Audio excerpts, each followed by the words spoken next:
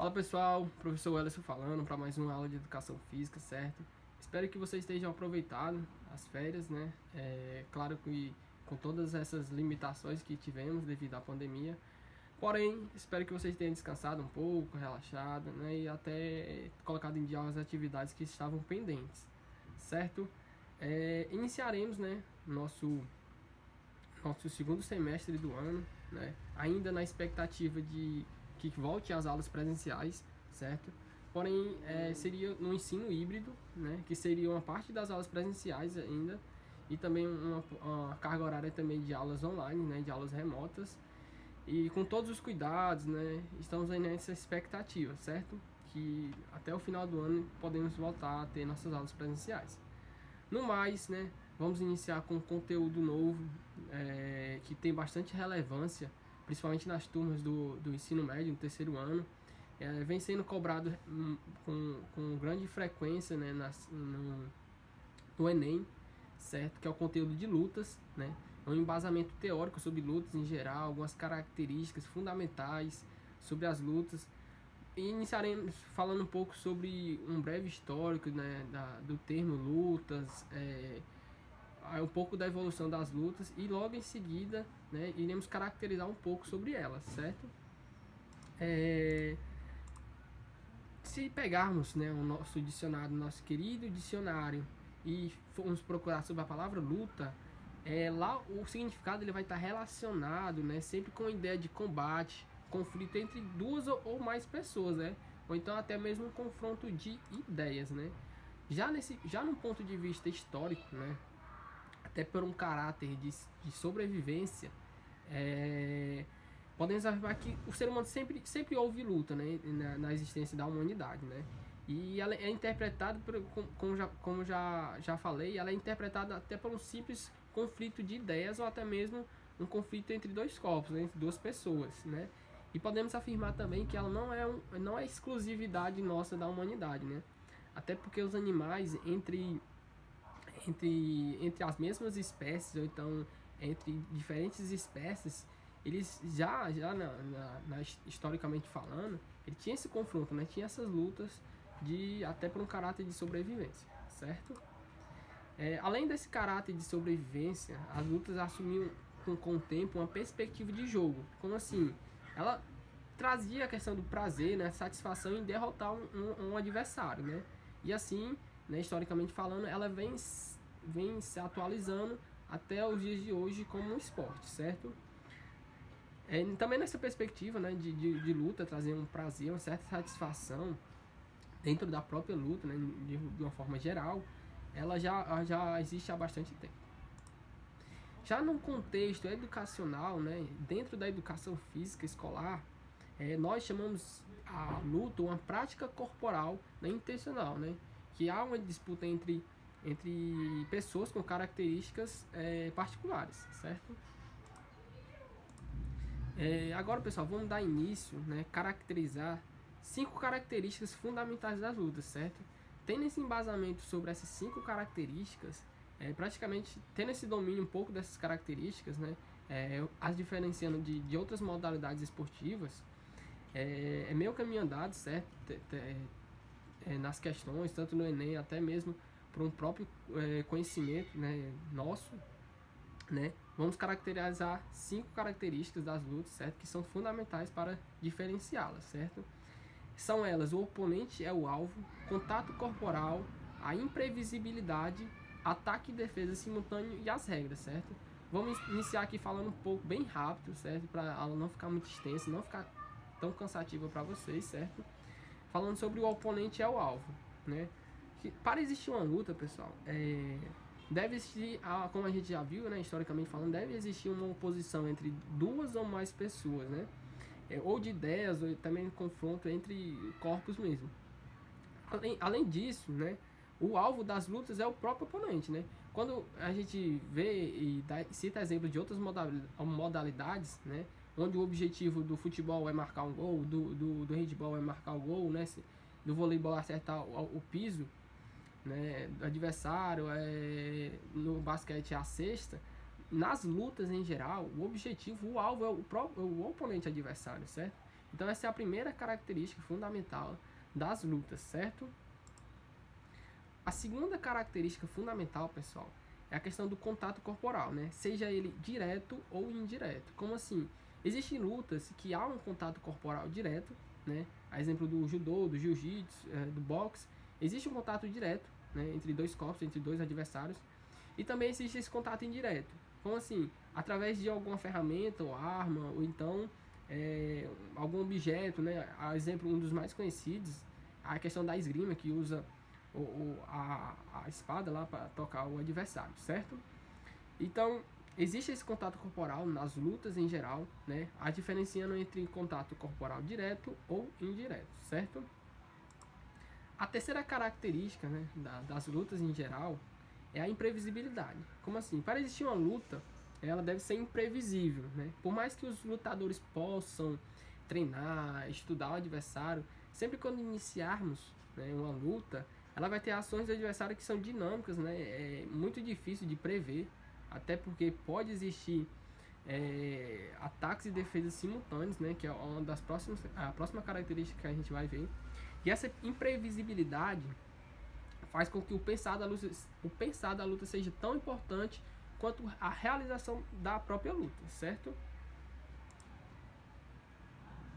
A quarta característica fundamental, como eu já havia falado, é a questão do ataque e defesa simultânea. A exemplo de outras modalidades, né? Eu cito muito o futebol porque é muito mais fácil de assimilar, até pelo nosso conhecimento.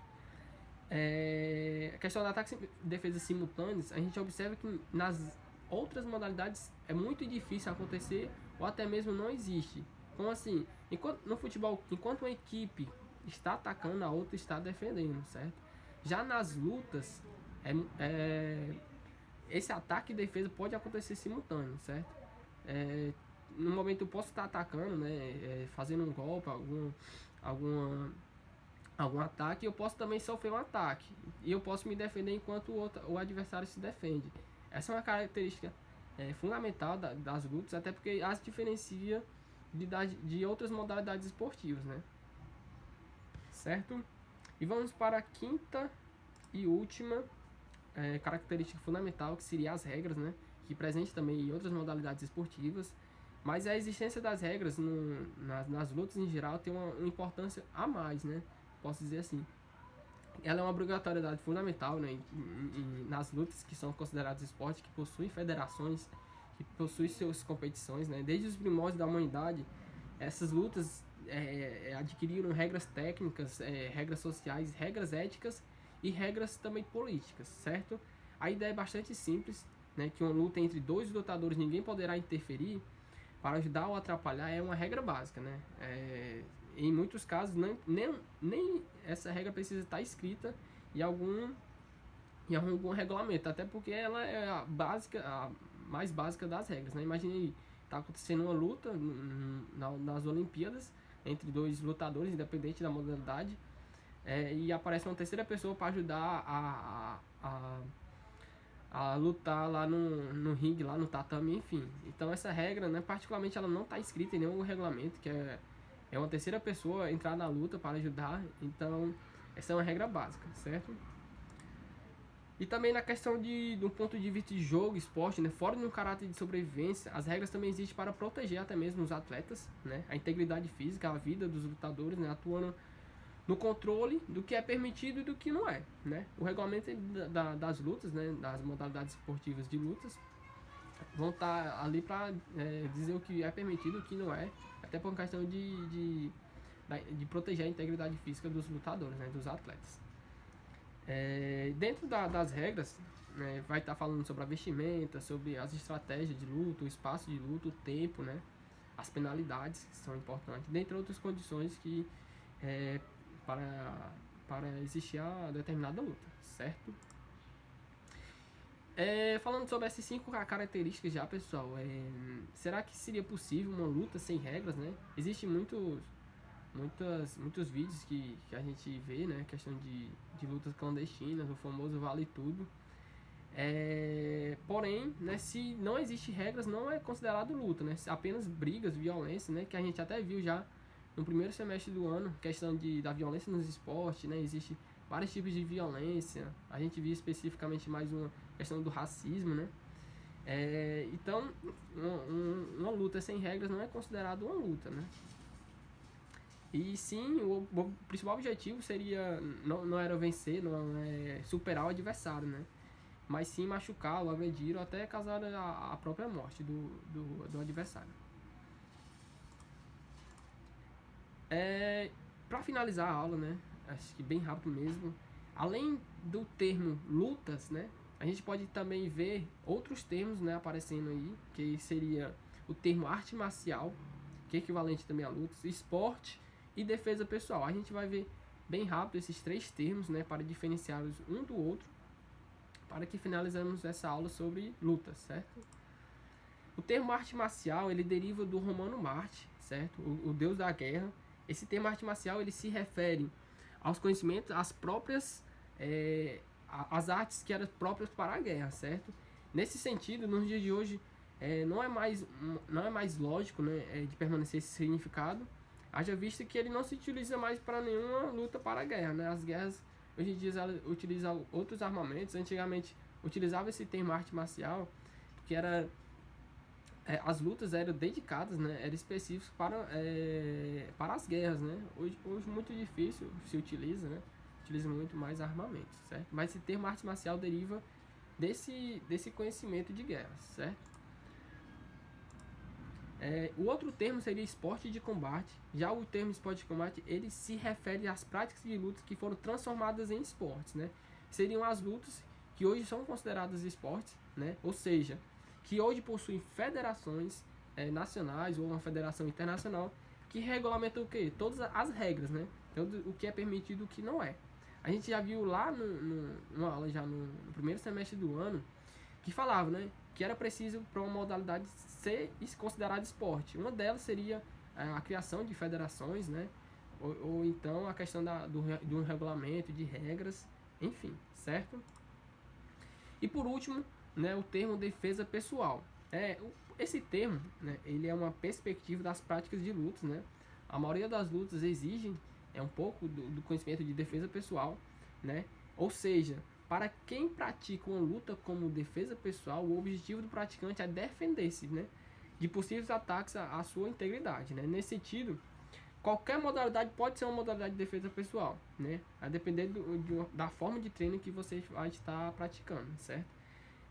Entretanto, é importante frisar a especificidade de uma modalidade, né, específica, que é o Krav Maga, né, que ela é específica de defesa pessoal, né? Ela é lá de Israel, né, essa modalidade, né, só tem a perspectiva de defesa pessoal. Ela não tem uma perspectiva de ataque, como as demais modalidades de lutas. O principal objetivo dela, né, é a questão da defesa pessoal. Ou seja, ela não é um esporte, né, porque ela não existe competições de Krav Maga. E sim, o principal objetivo dela seria a questão da autodefesa, né, da defesa pessoal. Por esse motivo, né, o Krav Maga, ele possui técnicas que podem causar, né, até danos ao oponente, como golpes, né, em regiões, regiões do corpo humano, né, questão do olho, para imobilizar, né, e tudo pelo lado da questão da defesa pessoal, certo? E o Krav Maga, ele é interessante porque ele não possui regras, né, justamente porque ele não é um esporte, né, também um dos motivos para ele não se tornar um esporte é porque ele não possui regras. Ele é apenas são estratégias, né, de defesa pessoal. Certo, pessoal? Eu vou deixar a atividade semanal escrita, certo? Eu acho melhor, para o melhor entendimento de vocês. No mais, agradeço por ter assistido a aula até o final. Bem-vindo de volta, né, às aulas, né? Como eu já falei no início, estamos nessa expectativa de volta das aulas presenciais. No mais, abraço, até mais, valeu!